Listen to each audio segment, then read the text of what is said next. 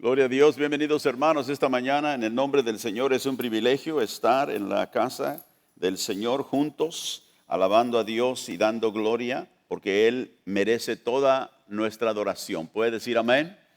Aleluya. Bienvenidos a aquellos que nos ven en línea también esta mañana. Le damos gracias al Señor que está aquí para recibir con nosotros juntos de la palabra de Dios. Vamos a orar a Dios y pedir que el Espíritu Santo nos guíe este momento, porque la palabra de Dios es viva y eficaz, dice la Biblia, más cortante que una espada de dos filos, penetra hasta los tuétanos, dice, divide, ¿verdad?, el espíritu y el alma. Y queremos que esta palabra actúe sobre nuestra vida. Padre, en el nombre de Jesús, nos acercamos delante de ti y pedimos sabiduría, pedimos entendimiento. Sabemos, Señor, que tú eres un Dios que en muchas maneras te escondes, que en muchas maneras no podemos nosotros penetrar, Señor, ese velo para entrar y recibir, solo que tú nos llames, solo que tú nos abras el camino. Y te damos gracias que en Cristo Jesús el camino está abierto para nosotros, porque tú dijiste, yo soy el camino, nadie viene al Padre sino por mí. Te damos gracias que a través de ti, Jesús, y de tu Santo Espíritu podemos venir delante de la presencia de nuestro Padre para recibir instrucción de tu palabra, para que podamos vivir de una manera que te agrada a ti. Pedimos, Señor, que veas nuestra vida, perdones todo pecado, toda rebelión que haya aún, Señor, como remanente en nosotros, y llévanos, Señor, a una edificación plena esta mañana en tu Espíritu y por tu Espíritu, en el nombre de Jesús. Amén y amén. Si trajo su Biblia esta mañana a Efesios capítulo 5, vamos a ir ahí, y también vamos a encontrar el libro de los Hechos, el capítulo 20, Efesios 5 y Hechos 20. Aquí en Efesios 5 leímos esta porción clave de la Escritura la semana pasada.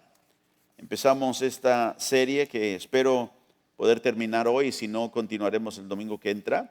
Estamos hablando de una iglesia sabia. La iglesia que Cristo está edificando es una iglesia sabia. Y Pablo aquí nos dice, como en otros lugares en sus cartas, el libro de Colosenses también menciona esto, de que debemos ser personas sabias y caminar en sabiduría. En Efesios 5:15 dice Pablo, mirad pues con diligencia cómo andas, no como necios, sino como sabios, aprovechando bien el tiempo. ¿Qué hacen los sabios? Aprovechan el tiempo que Dios les da, porque no vamos a tener ese tiempo para siempre. Amén. El tiempo se termina. Entonces, si somos sabios, vamos a caminar con sabiduría, aprovechando bien el tiempo, porque los días son malos. Por tanto, no seáis insensatos, dice Pablo, sino entendidos del cual sea la voluntad del Señor. Dijimos la semana pasada que un insensato es uno que no está enterado, que no entiende la voluntad del Señor. Y Pablo dice, no seamos de esa manera. Entendamos la voluntad del Señor. Lo que hace una persona sabia es que se propone a ver qué es lo que agrada al Señor y es la voluntad de Él.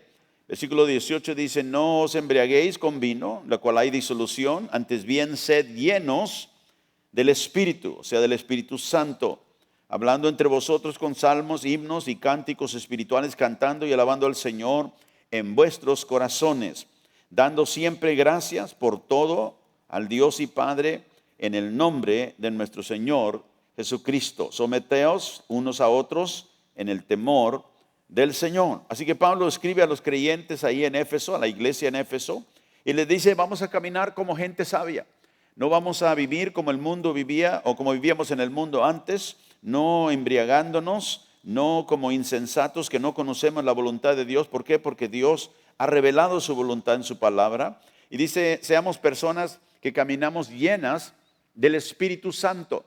Y es un mandamiento, el versículo 18 es un mandato, sed llenos. Nos está dando Dios a través del apóstol una orden. Vivamos controlados, que lo que quiere decir ser lleno del Espíritu, que es el Espíritu Santo que nos controla, que buscamos el control del Espíritu Santo siempre en nuestras vidas. La semana pasada hablé acerca de las mentiras de la cultura popular y dije que también nos debíamos de cuidar al terminar la enseñanza la semana pasada, dije que debemos de cuidarnos también de otro tipo de mentira, y es la mentira religiosa. Así que esta mañana vamos a hablar un poquito acerca de algunas de las mentiras de la cultura religiosa. No digo de la cultura cristiana, porque aunque muchos se denominan cristianos, es simplemente una manifestación de una religión que realmente no aprueba la palabra de Dios. Vimos la semana pasada, Pablo dice en 1 Timoteo 3, verso 15, que la iglesia es el fundamento, es el baluarte de la verdad. Dice Pablo aquí, es la iglesia del Dios viviente, columna y baluarte de la verdad, el fundamento, aquello que sostiene la verdad. Y este es el único fundamento en el cual nosotros debemos de fundar nuestra vida. La palabra de Dios, la verdad de Dios. Ahora, el apóstol Pablo había advertido estamos leyendo aquí en Efesios, pero en Hechos capítulo 20, él llama a los líderes de esta iglesia de Éfeso, donde les acabamos de leer que caminemos en sabiduría, y les dice a los ancianos de la iglesia, Hechos 20, verso 17, y vamos a brincar algunos versículos aquí porque no tenemos tiempo para leerlo todo, pero dice, enviando pues desde Mileto, Hechos 20, 17, a Éfeso, hizo llamar a los ancianos de la iglesia, o sea, los líderes, los pastores de la congregación. Verso 27 le dice, porque no he rehuido anunciarles todo el consejo de Dios. Por tanto, mirad por vosotros y por todo el rebaño en que el Espíritu Santo os ha puesto por obispos para apacentar la iglesia del Señor, la cual Él ganó por su propia sangre. Porque yo sé que después de mi partida entrarán en medio de vosotros lobos rapaces que no perdonarán el rebaño. Verso 30, y de vosotros mismos se levantarán hombres que hablen cosas perversas para arrastrar tras sí los discípulos. Entonces Pablo advierte que no solamente de afuera, sino de adentro de la iglesia, dice, habrá peligro en los últimos días. Y él está hablando a los líderes porque él sabe que ya viene el tiempo cuando el Señor lo va a llamar y está preparando a la iglesia para el futuro y diciéndoles, se levantarán inclusive desde ustedes, personas de adentro de la congregación, dice, hablarán cosas perversas. Esa palabra perversa es torcida o falsa, ¿verdad? ¿Para qué? Con un fin de arrastrar discípulos, dice, tras ellos. Y luego, en Mateo capítulo 28, vamos a ir ahí, porque Jesús también, vimos la semana pasada, al empezar esta serie, que Jesús reprende a las iglesias, a la mayoría de ellas, en el libro de Apocalipsis, donde leímos, en el capítulo 3, por permitir que se enseñen cosas en su iglesia, digo su iglesia porque es la iglesia del Señor, que Él no enseñó o que Él no ordenó que se enseñaran. Y en Mateo 28 el Señor dijo a sus discípulos, después de la resurrección, cuando Él ya se iba a ir al cielo, dijo que los discípulos debían enseñarles a otros que guarden todas las cosas que os he mandado, o sea que yo les mandé. Y he aquí yo estoy con vosotros todos los días hasta el fin del mundo. Amén. Jesús dice que ellos deberían de enseñar, de guardar todas las cosas que Él mandó que se enseñaran o que se guardaran. En el libro de Apocalipsis, el capítulo 2, ahora vamos a ir ahí. La semana pasada leímos el capítulo 3, donde el mensaje es dado a la iglesia en Sardis. Pero hoy en el capítulo 2, vamos a ver el versículo 14, a otras iglesias. Aquí a la iglesia en Pérgamo, en el versículo 14 le dice, pero tengo unas pocas cosas contra ti, dice el Señor, que tienes ahí a los que retienen la doctrina de Balaam, que enseñaba a Balac a poner tropiezo ante los hijos de Israel, a comer cosas sacrificadas a los ídolos y a cometer fornicación. Verso 15. Y también tienes a los que retienen la doctrina de los nicolaitas, la que yo aborrezco. Ahora, menciona aquí dos doctrinas, la doctrina de Balaam, o sea, la enseñanza, ¿verdad?, de Balaam, y la doctrina de los nicolaitas, doctrinas falsas, y no vamos a hablar especialmente todo lo que ellos enseñaban, pero Juan menciona aquí, Jesús, más bien, Juan escribe las palabras de Jesús que le está comunicando y dice, esta doctrina, tengo esta cosa contra ti. Retienen la doctrina de Balaam, que enseñaba a Balac a poner tropiezo ante los hijos de Israel, y también, como digo, la doctrina de los nicolaitas. Noten la frase, la expresión que yo aborrezco. Jesús aborrece la falsa doctrina. ¿Por qué? Porque Él nunca ordenó que esto que ellos estaban enseñando se enseñara. Así que está bien que nosotros odiemos ciertas doctrinas falsas. Jesús las odia. Y si Él las odia, quiere decir que está bien. Nosotros también debemos de odiar la doctrina que aleja al pueblo del verdadero mensaje que el Señor dio en su palabra. Ahora nosotros aquí, como yo incluyéndome con los otros pastores de esta congregación, no permitimos a nadie que pase literatura en esta congregación, no importa que sea gratis, libros, invitaciones a otras reuniones.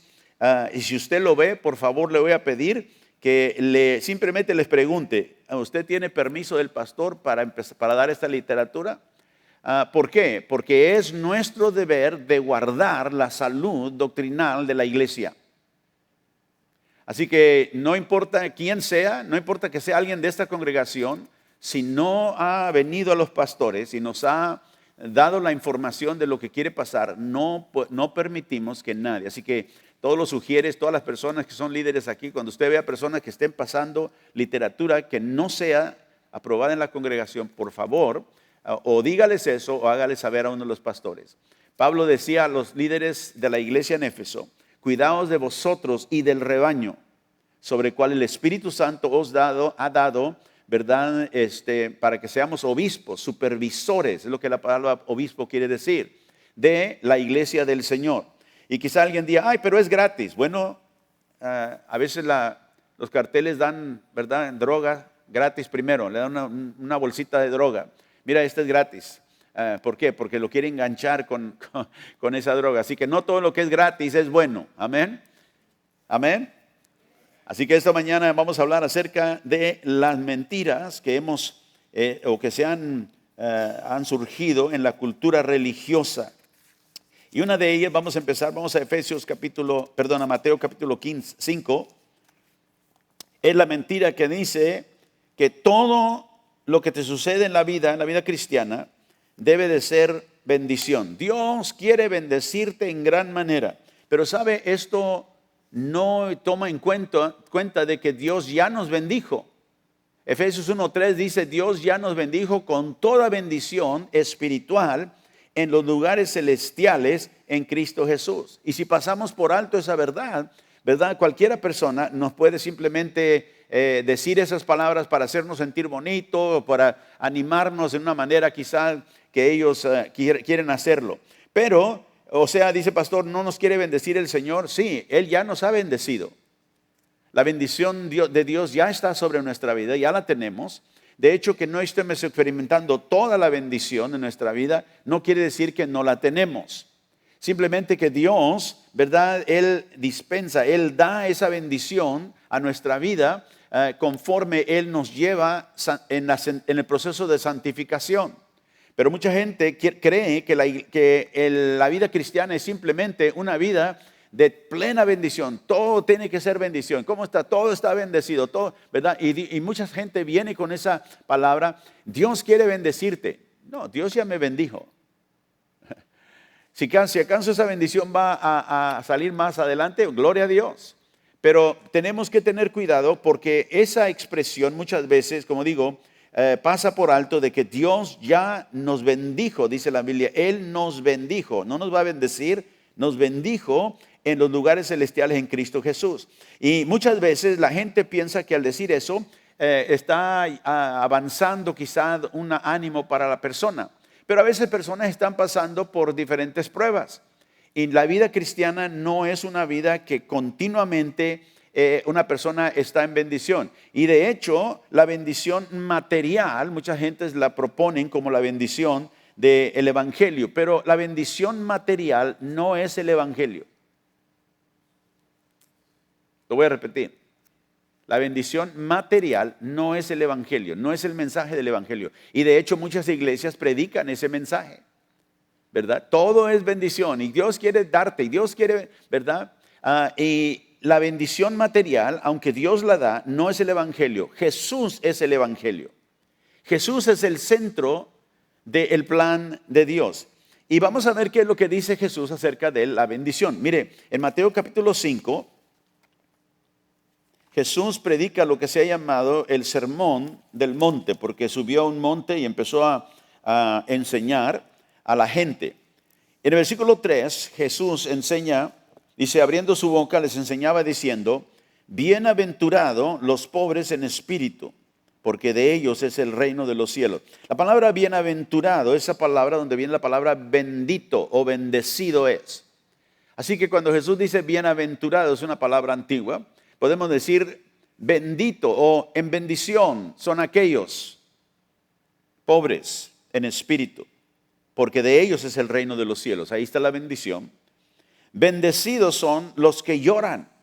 También los que lloran pueden ser bendecidos. Ve como la mentira popular es, si estás bendecido, ¿por qué lloras? Pero dice aquí, bienaventurados, bendecidos son los que lloran, porque ellos ¿qué? Recibirán consolación. O sea que hay tiempos cuando pasamos nosotros por situaciones que nos afectan. Pero vamos a Dios y a veces eso que nos afecta nos trae lágrimas y podemos orar. No quiere decir que vivimos menos que bendecidos. De hecho Jesús dice, bendecido es el que puede llorar y reconocer que va a recibir de Dios el consuelo que necesita.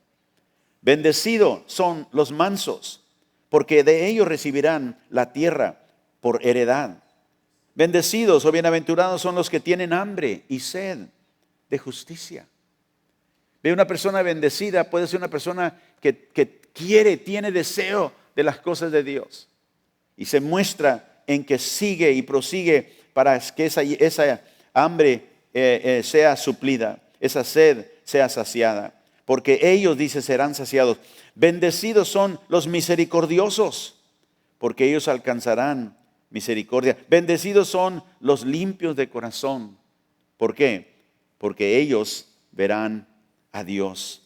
Bendecidos son los pacificadores, porque ellos serán llamados hijos de Dios. Bienaventurados o bendecidos son los que padecen persecución por causa de la justicia. Ve una persona que esté pasando por tiempos difíciles de persecución. La gente común, en la cultura común religiosa, le diga, pero es que no veo la bendición en tu vida, mira, estás sufriendo, está pasando. Claro que sí. Y Jesús dijo que uno puede pasar por eso y ser una persona bienaventurada, ser una persona bendecida. Dice, cuando pasamos persecución por causa de la justicia, por hacer lo recto, porque de ellos, Jesús dijo, es el reino de los cielos. Bienaventurados o bendecidos sois por mi causa, cuando por mi causa son vituperados y los persiguen y digan toda clase de mal contra vosotros, mintiendo. Gozaos y alegraos, porque vuestro galardón es grande, ¿dónde? En los cielos. Ve, no siempre el galardón es aquí. Y la cultura popular religiosa dice, no, cuando Dios te bendice es todo aquí, todo es bendición. Bueno, uno puede estar pasando, como dice aquí Jesús, ser bendecido y está pasando, ¿qué? Siendo vituperado. ¿Por qué? Por el nombre del Señor. Por vivir en una manera, ¿verdad?, que refleja a Cristo. Es bendito, soy bendecido. ¿Por qué? Porque aunque estoy pasando por esta persecución por el nombre del Señor, porque otros me están vituperando, Jesús dijo, gózate y alégrate. ¿Por qué? Porque sabes algo. ¿Qué sabes? Que estoy bendecido y tengo galardón, ¿dónde? En el cielo. El Señor no se olvida de nosotros. El ojo del Señor está sobre nosotros. Y cuando nosotros podemos vivir una vida bendecida, es una vida que vive para la gloria de Dios. No importa lo que vea. Nunca piense que por lo que usted está experimentando exteriormente, no es una persona bendecida. Por eso le dije, ya hemos sido bendecidos. Ya tenemos toda bendición en los lugares celestiales en Cristo Jesús. Y esas bendiciones no siempre son materiales, no siempre es aquí. Vivimos para el Señor y a veces, como Jesús dijo, somos vituperados, nos persiguen, hablan de toda cosa mala en contra de nosotros, mintiendo, dice. pero nosotros tenemos un galardón grande en el cielo. Así que estamos nosotros también almacenando, no solamente aquí, sino allá. Y más allá, porque lo que tenemos en el cielo es eterno, puede decir gloria a Dios. Así que nosotros somos bendecidos, soy un pueblo bendecido. La iglesia sabia conoce esto. No anda buscando a ver quién le dice, ¿verdad?, que está bendecido. Yo sé que Dios me ha bendecido y soy bendecido cuando sigo los principios que el Señor mismo me dijo aquí. En el verso 13 sigue diciendo, vosotros sois la sal de la tierra, pero si la sal se desvaneciere, ¿con qué será salada? No sirve más para nada, sino para ser echada fuera y hollada por los hombres. Fíjese, Jesús dije, ustedes son la sal de la tierra, aquello que preserva, ¿verdad?, en la tierra. Y fíjese, nosotros podemos tener todo lo material. Podemos estar creyéndonos que estamos bendecidos, pero nunca vivir de tal manera que somos la sal de la tierra. Y esa no es bendición. Quizá el mundo la vea y diga, mira que está bendecido, tiene tanto materialmente. Pero está en lo que concierne a Dios, ¿qué dijo Jesús? No sirve para nada. Como le dijo a la iglesia en Sardis, leímos la semana pasada, tienes un nombre, eres rica, pero estás muerta. Qué terrible, ¿no?, de estar en esa condición. Pero aquí el Señor nos dice que la sal que no, o que se desvanece, dice que no es salada, es echada fuera y hollada por los hombres. O sea, nadie la toma seriamente a la persona que es de esa manera. Verso 14. Vosotros sois la luz del mundo. Una ciudad asentada sobre el monte no se puede esconder. Ni se enciende una luz y se pone debajo de un almud, sino sobre el candelero y alumbra a todos los que están en casa. Así alumbre vuestra luz delante de los hombres, para que vean vuestras buenas obras y glorifiquen a vuestro Padre que está en los cielos. Esa es una vida bendecida, una vida obediente a Dios, una vida que refleja la gloria de Dios, una vida que refleja a Cristo, ¿verdad?, en la manera que vive. Es una luz que muestra al mundo el poder del Evangelio. Si lo material fuera la bendición del Evangelio, la gente rica que no conoce a Cristo sería la más bendecida. ¿Sí? Pero no es así. De hecho, porque uno tiene cosas materiales no quiere decir que delante de Dios está bendecido. Entonces nosotros tenemos que reconocer esa mentira que ha entrado en la cultura religiosa, inclusive a la iglesia, y nosotros tenemos que cuidarnos de ello. Vamos a Apocalipsis, a segunda de Pedro, el capítulo 2. La segunda mentira que quiero compartir esta mañana de la cultura religiosa es aquella que explota a la gente por dinero. Y se oye de muchas maneras, lo escuchamos en la televisión, lo escuchamos en los mensajes de predicadores.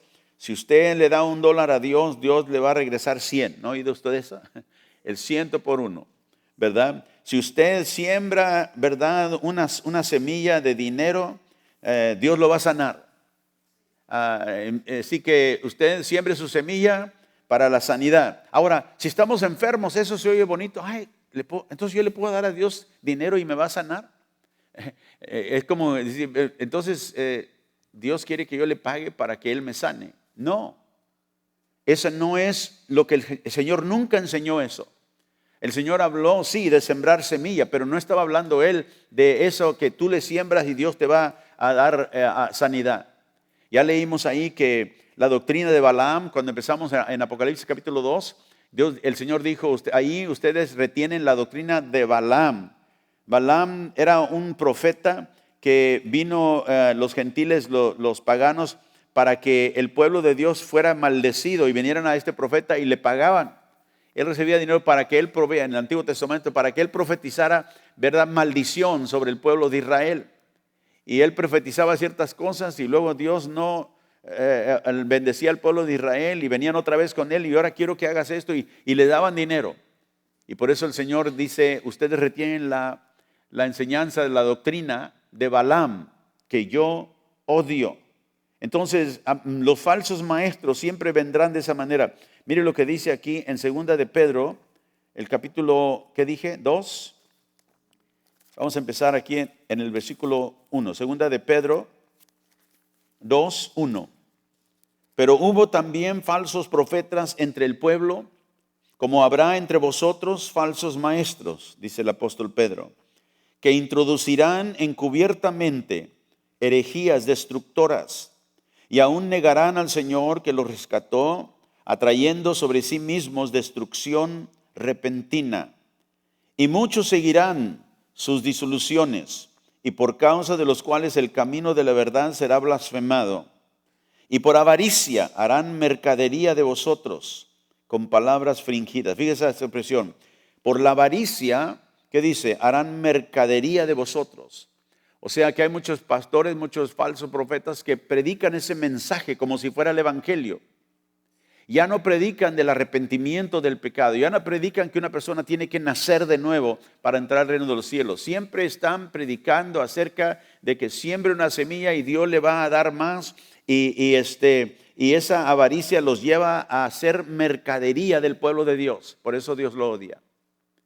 Y dice Pedro aquí que en estos últimos días entrarán, dice, encubiertamente herejías destructivas a la vida, ¿verdad?, del creyente, y harán de vosotros mercadería con palabras fingidas, o sea, no son honestos.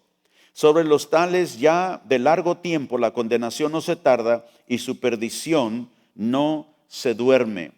Porque si Dios no perdonó a los ángeles que pecaron, sino que los arrojó al infierno y los entregó a prisiones de oscuridad para ser reservados al juicio. O sea, está diciendo, si Dios no perdonó a los ángeles que estaban en su misma presencia en el cielo cuando ellos pecaron, ¿qué piensan ustedes que Dios hará con gente falsa, con profetas falsos, con maestros, pastores falsos que enseñan lo que no es el evangelio?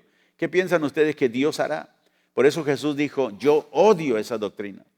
Ustedes están enseñando algo que yo no les mandé a enseñar, que yo no enseñé, y yo odio esa doctrina. Y por eso dije yo que es lícito odiar las doctrinas que usted escucha y sabe que no es verdad. Y es importante que nos cuidemos de ella. ¿Por qué? Porque dijo Pedro aquí, la avaricia los lleva a hacer mercadería de aquello que es santo. Una persona debe dar a la obra de Dios, pero no debe dar porque alguien le prometió que si hacía eso, Dios le va a multiplicar ese dinero 100 veces más. Porque todos sabemos que no funciona de esa manera. Pero muchos líderes falsos, muchos maestros falsos explotan al pueblo por su avaricia. Número 3, vamos a Lucas capítulo 14. Otra mentira de la cultura religiosa. Se oye también bonito, pero no es lo que el Señor enseñó. Y es a la persona que viene con esta palabra. Dios tiene un plan hermoso para tu vida. Sabe que Jesús nunca se acercó a ningún pecador y le dijo eso. Jesús nunca se acercó a nadie y le dijo, mira, si solamente me sigues a mí, vas a tener una vida tremenda, una vida hermosa. De hecho, Jesús prometió lo opuesto. En Lucas capítulo 14, vamos a empezar en el verso 26. El Señor está hablando aquí a aquellos que lo siguen. Le dice en el verso 26, si alguno viene a mí, ¿qué dice? Y no aborrece a su padre, a su madre, a su mujer, a sus hijos, hermanos, hermanas, y aún también a su propia vida, no puede ser mi discípulo. Es algo bien franco y drástico, porque nosotros decimos odiar, aborrecer. O sea, Jesús obviamente no está hablando literalmente que tú debes odiar a tu madre, porque Él dice que debes honrar a tu padre y a tu madre. Entonces el contexto que el Señor está diciendo aquí es que si vas a seguir a mí como Señor, yo voy a ser primero en tu vida. Y al seguir y obedecerme a mí, a veces es como que si odiaras a tu padre o a tu madre, que no los amaras como los debes amar. Pero dice, aún hasta tu propia vida. Note, Dios tiene un plan hermoso para tu vida. Pues Jesús no dijo eso. Una vez estaba alguien diciendo eso y le dije, perdóname y discúlpame, pero Jesús no enseñó eso. No, es que Dios quiere bendecirnos y tiene un plan hermoso para tu vida. ¿Y cuál plan es ese?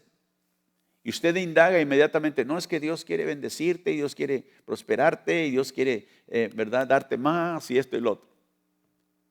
¿Y cómo concordamos con lo que Jesús nos acaba de enseñar? El que no dice, viene en pos de mí, aborrece hasta su propia vida. O sea, está dispuesto a hacer lo que Jesús le llama a hacer, al punto de hasta negarse en todo. Y note el versículo 27, el que no lleva su cruz y viene en pos de mí, no puede ser mi discípulo. Porque ¿quién de vosotros, queriendo edificar una torre, no se sienta primero y calcula los gastos, a ver si lo tiene lo que necesita para acabarla? O sea, Jesús está diciendo, antes de venir en pos de mí, tienes que contar el costo. ¿Qué te va a costar?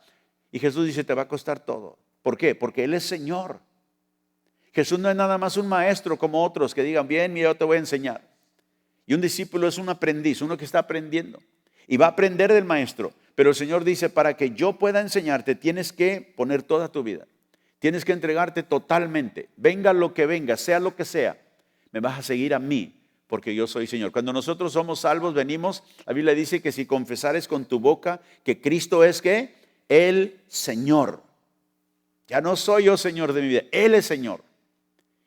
Y creyeres en tu corazón que Dios lo levantó de los muertos, ¿qué dice? Serás salvo. Entonces Jesús está poniendo aquí, ¿verdad?, los requisitos para ser un discípulo. Verso 29. No sea que después que haya puesto el cimiento y no pueda acabarla, todos los que lo vean comienzan a hacerle burla y de él, diciendo, este hombre comenzó a edificar y no pudo acabar. Verso 33. Así que cualquiera de vosotros que no renuncie a todo lo que posee, no puede ser mi discípulo. Ahora, hoy te hago una pregunta. ¿Tú has renunciado todo para seguir a Cristo? ¿O hay algunas cosas que todavía tienen primer lugar en tu vida?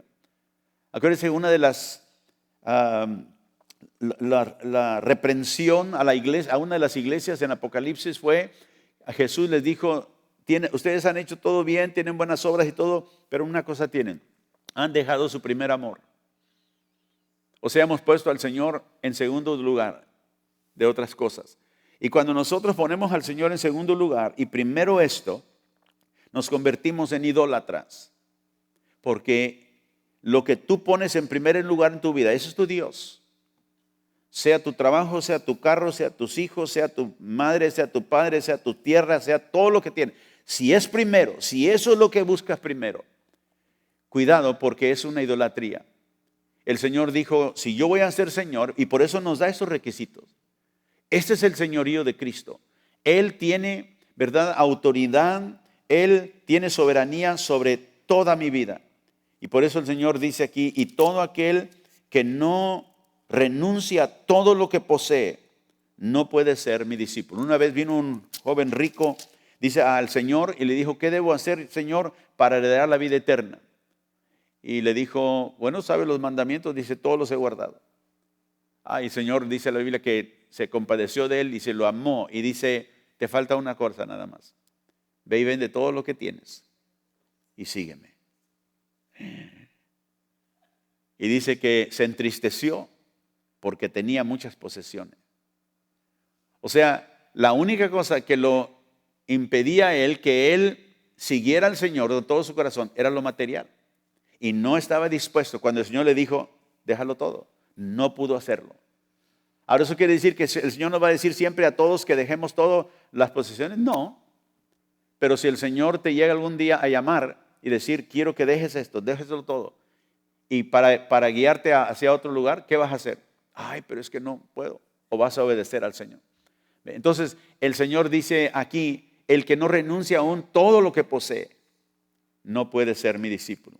Dice, pastor, son requisitos, ¿verdad?, muy estrictos. Sí, muy estrictos. Pero ese es lo que quiere decir seguir a Cristo. Venir a la iglesia, llevar tu Biblia, leerla y cada cuando, no es seguir a Cristo. Puede ser que siguiendo a Cristo tú hagas esas cosas, pero esas cosas en sí no son. El seguir a Cristo es renunciar uno su propia vida para seguir a Cristo. Venga lo que venga, haga lo que haga, a donde tú quieras que yo vaya, la persona con quien tú quieras, Señor, que yo me case, la persona, ¿verdad?, con la que yo tengo que hacer mi vida, o si tú me llamas a estar soltero, no importa. ¿Qué es lo que el Señor quiere para mi vida? Porque cuando tú te entregas completamente al Señor, Él abre el camino que Él ha planeado para ti. Y muchas veces ese camino lleva a cosas que el mundo quizás no considera que son bendición y a veces nos dicen que somos locos. Pero es loco. O sea, ¿por qué dejaste eso para seguir a Cristo? Yo me acuerdo cuando vine aquí a este lugar de Nevada, estábamos ahí nosotros ministrando una iglesia, y cuando se abrió la puerta aquí estábamos orando al Señor. Señor, queremos, ¿verdad?, que sea tu voluntad. Y pensábamos y habíamos estado orando antes de que la puerta se abriera para que lo que el Señor quería, porque sabíamos que no íbamos a estar allí en Nevada, en Las Vegas, por mucho tiempo. Y se abrió la puerta para venir aquí. La única cosa es que al venir aquí, ¿verdad?, lo que yo estaba recibiendo del ministerio donde estaba, iba a recibir la mitad de ello. O sea que tendríamos nosotros que limitarnos en muchas maneras. Y mi esposa dijo, bueno, va a ser ¿verdad? Vamos a como empezar otra vez. Y le dije, sí, pero si estamos convencidos que es Dios, Dios nunca nos ha dejado. Y nos pusimos de acuerdo, vamos a tomar ese paso. Y vinimos aquí, y como digo, nuestra remuneración del ministerio era la mitad de lo que nosotros estábamos ganando en otro lugar. Así que no siempre cuando uno toma ese paso quiere decir que va a recibir más. Porque hay gente que dice, mira, si Dios te dice que dejes algo, te va a dar algo mejor. No siempre es así. A veces te va a llamar, como le dijo a Felipe, ¿verdad? Cuando él estaba en Samaria, estaban haciendo milagros en medio de un avivamiento tremendo. Y el Señor lo sacó del avivamiento y le dijo, ahora quiero que te vayas al sur. ¿Y qué hay en el sur? Nada, el desierto. Y él tuvo que, pero Señor, aquí está el avivamiento, aquí está la bendición, aquí está. Podría él haber quejadose, no, obedeció al Espíritu Santo y se fue. Dejó el avivamiento donde había milagros y todo. ¿Para qué? Para encontrarse con un hombre. El eunuco etíope que estaba en un carro ahí leyendo las Escrituras. Había venido con una de las reinas a Jerusalén. Y mientras él iba hacia el sur, vio a ese hombre y se acercó a él. Y el Espíritu le dijo, acércate a él. Y él le pudo introducir a este hombre, que era de Etiopía, el Evangelio. Así que Dios te puede sacar de un avivamiento, de algo donde tú dices que aquí está pasando las cosas, a un lugar donde quizás no hay mucho. ¿Por qué? Porque Dios mueve a sus siervos como a Él le place. Y en obediencia tú tienes que seguir al Señor. Esa es la vida cristiana. Esa es realmente seguir al Señor. Así que Dios tiene un plan hermoso para ti. Bueno, el plan que Dios tiene para tu vida no es para que tú obtengas todas las cosas que pienses que debe de tener. Es para que tú derrames tu vida para la gloria del Señor y vivir para Él. Puedes decir gloria a Dios. Aleluya. Así que Él quiere que tú derrames toda tu vida para Él. Y luego, vamos a Juan capítulo 3. Otra mentira, ¿verdad?, de la cultura religiosa. Y esto lo experimentamos nosotros a veces cuando hablamos con personas que son creyentes, pero se les ha enseñado, ¿verdad?, de otra manera, porque no han visto toda la plenitud quizá de lo que la Biblia enseña. Y esto habla acerca de el libre albedrío del hombre. O sea que el hombre tiene la libertad de escoger. Y a veces dicen, bueno, uno tiene libre albedrío y uno puede venir a Dios y, ¿verdad?, escoger a Cristo, escoger venir a Cristo cuando Él quiera. ¿Será verdad eso? Se oye bonito, ¿verdad? Cualquier persona puede venir cuando quiera. Y porque dicen, es que el hombre tiene un libre albedrío, tiene la capacidad de escoger. Pero la única cosa con esa mentira, le digo yo, es porque la Biblia nos dice que aunque el hombre tiene la capacidad de escoger, el libre albedrío del hombre no es libre. El libre albedrío del hombre está contaminado y es un esclavo. El poder de escoger, ¿verdad?, de elegir, el hombre lo tiene, pero esa habilidad de escoger está, ¿cómo diremos?,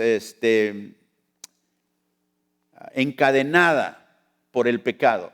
El hombre solamente puede hacer lo que el pecado lo lleva a hacer. El hombre tiene libre albedrío, pero no es libre. Acuérdese de esa verdad, porque el hombre es prisionero en el pecado hasta que Cristo no viene y lo libera. Por eso Jesús le dijo a personas religiosas de su tiempo que no creían en Él.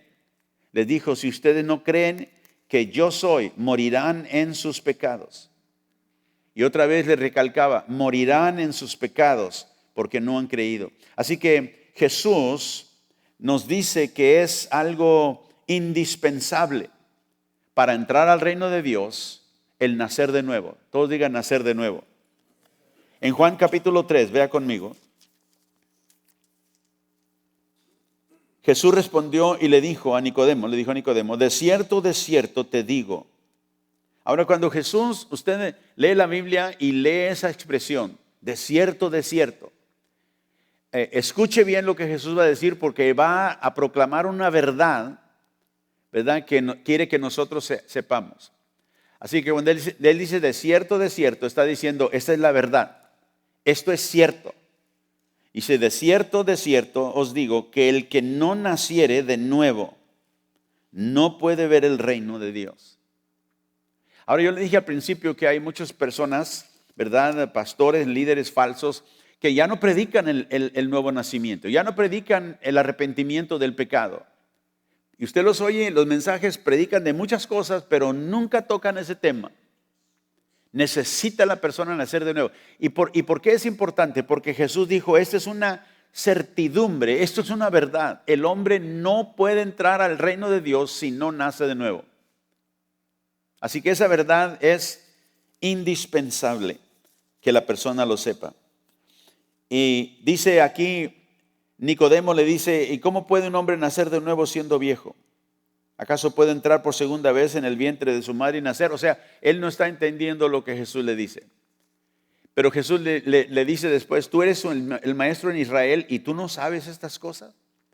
¿Se imagina qué reprensión a un líder espiritual, a un líder maestro de la Biblia, que Jesús le diga, ¿y tú no sabes esto? Que una persona tiene que nacer de nuevo. Yo creo que si el Señor viniera a las iglesias, ¿verdad? Por todo este país, tendría que reprender a muchos ministros.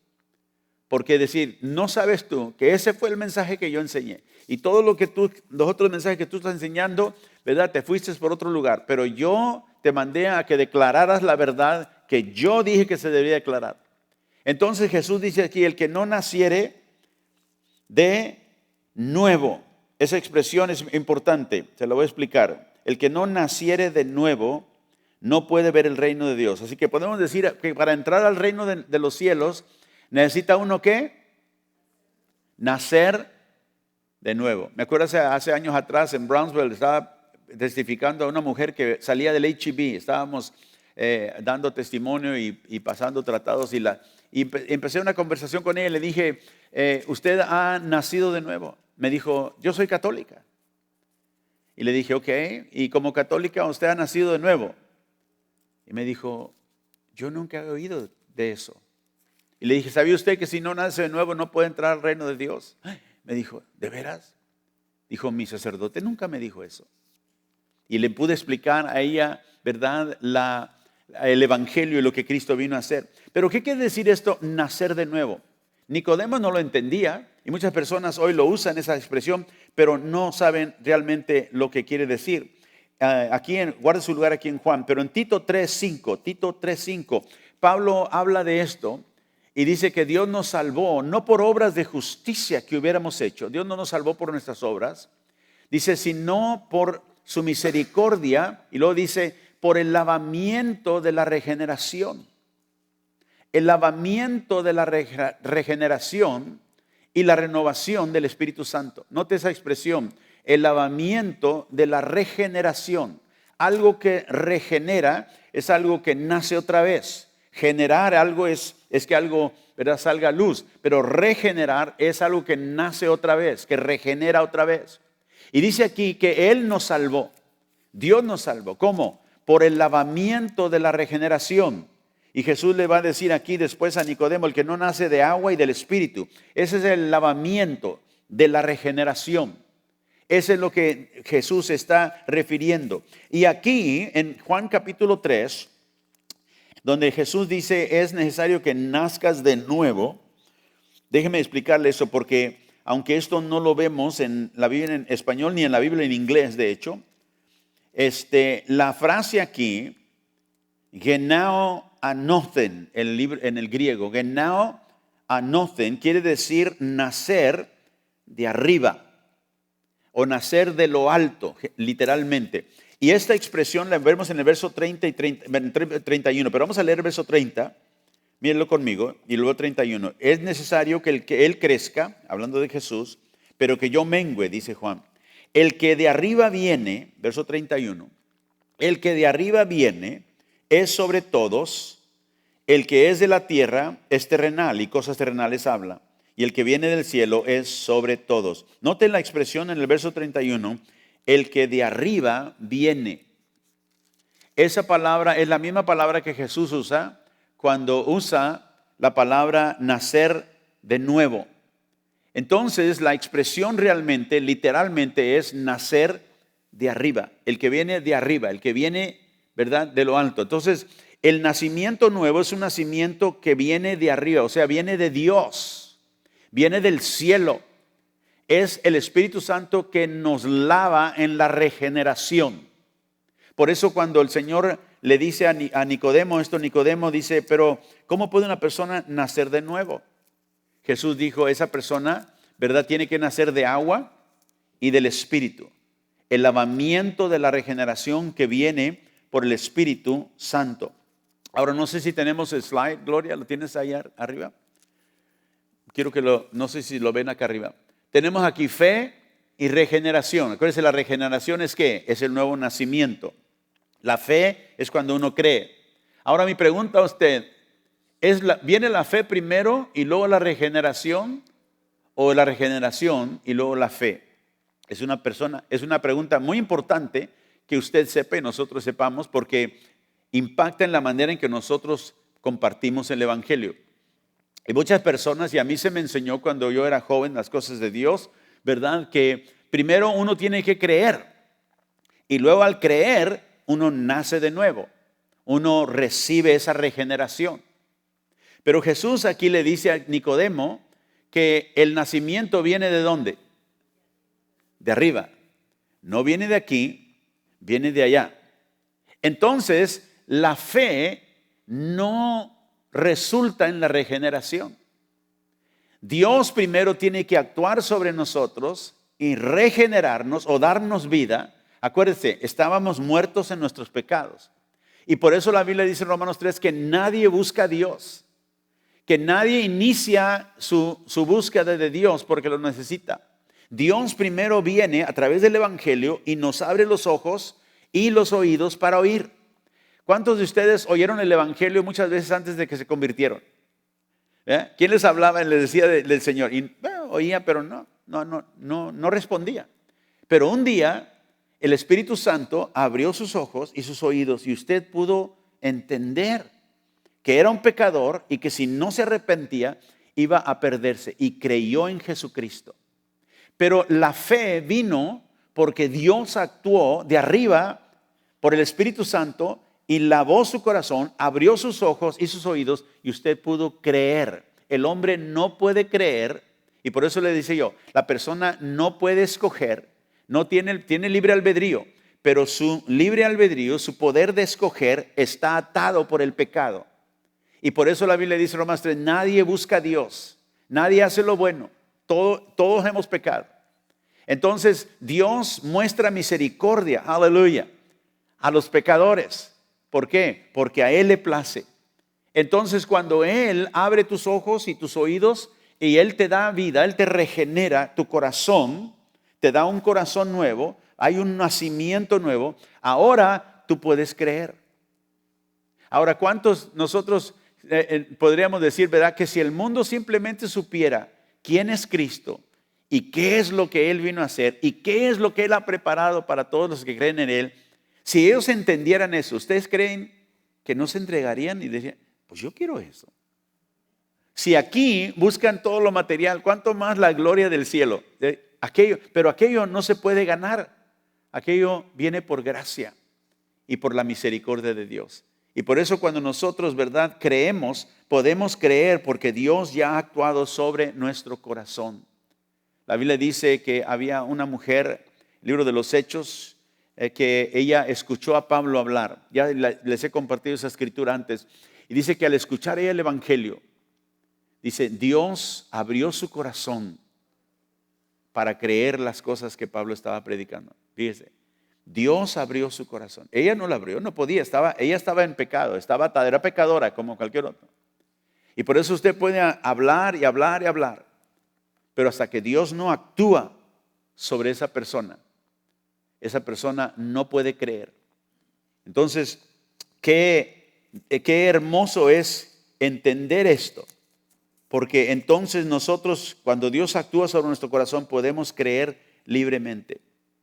Hay personas que dicen, y les he escuchado, el Señor, permítele al Señor que Él te salve. Tú no puedes permitir al Señor que haga nada. Él te permite a ti. Él te permite a ti venir. Nadie puede venir a mí, Jesús dijo, si el Padre no lo atrae. Entonces, Dios es el que tiene misericordia. Dios es el que actúa sobre nosotros. Y cuando tú entiendes eso, escúchame bien, es cuando tú entenderás el temor del Señor. Wow. Yo no podía acercarme al Señor. Yo estaba corriendo de Dios. Yo no quería nada con Dios. Pero ahora Él está en mi vida. No porque yo fui un poquito más inteligente que los demás. No, Dios abrió mi corazón. Y ahora, al saber eso, reconozco que sin Él yo no podría ser salvo. Si Él no me salva, si Él no actúa sobre mi corazón, yo nunca hubiera podido creer. No importa cuántos argumentos y cuánta lógica me hables, no, porque estaba muerto en el pecado. Mi libre albedrío no era libre. Era libre, pero todo lo que yo escogía era tachado por el pecado, manchado por el pecado. Nunca podía escoger lo santo hasta que el Señor cambió mi corazón. Qué tremenda verdad entenderla. Y cuando nosotros la entendemos, nos damos cuenta entonces que al predicar el Evangelio a otros, nosotros no tenemos que tratar de convencerlos. No tratar de decirles, mira, deja que el Señor te salve. No, el Señor tenga misericordia de ti. Yo oraré por ti. Yo oraré que Dios abra tu corazón, que Él tenga misericordia de ti, porque es lo que necesitas. Yo me acuerdo en el ejército cuando yo era joven, había un muchacho, estábamos hablando de las cosas de Dios en ese tiempo, yo casi recién convertido, y le decía yo, entrégate al Señor. Y él decía, no, dice, yo soy joven ahorita, yo voy a vivir mi vida, y ya cuando tenga yo unos 50 o 60 años, entonces ya me entrego al Señor. Y yo pensaba en mí, ¿y ya para qué te quiere el Señor? Estás viejo, ya no puedes hacer nada, andas cansado. Entonces, no le dije eso, pero ese era mi pensamiento. Y yo no sabía qué contestarle. Pero ese es un engaño, ¿verdad? El pecador dice, no, pero es que yo cuando más allá adelante me voy a entregar al Señor. Ahora, claro, entendiendo la Escritura, sé cómo contestar eso. Bueno, tú no tienes el poder para entregarte al Señor. Tú eres un pecador, estás bajo la ira de Dios. Y si Dios no tiene misericordia de ti, tú vas a perecer en tu pecado. Por eso Jesús le dice, si no crees en mí, morirás en tu pecado. Entonces, para hablarle a una gente francamente, decirle, tú no tienes ese poder. Dios tiene que tener misericordia de ti para que tú puedas acercarte. O sea, ¿quién te crees tú? ¿Que tú puedes elegir a Dios cuando te dé la gana? No. Tú estás en pecado. Tú necesitas el Salvador. Tú necesitas a Dios que venga y te salve y perdone tu pecado. Clama a Dios, pídele misericordia. Entonces, esa es la manera que el pecador tiene que entenderlo. Pero cuando tú lo entiendes, después de haberte convertido, como dije, es cuando tú entenderás el temor del Señor. Si tú no me hubieras salvado, Señor, ¿dónde estuviera yo? Me acuerdo hace muchos años, mi mamá le gustaba cantar los himnos de la iglesia ahí. Y me acuerdo un corito que nos enseñaba, si no fuera por el Señor.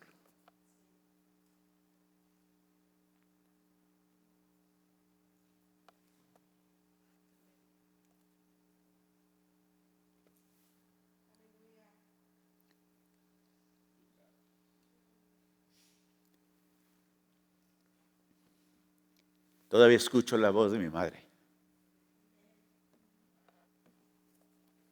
Si no fuera por el Señor, ¿qué hiciera yo?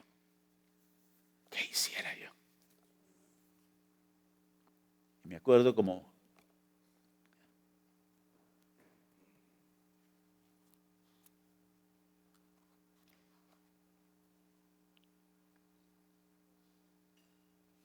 gracias.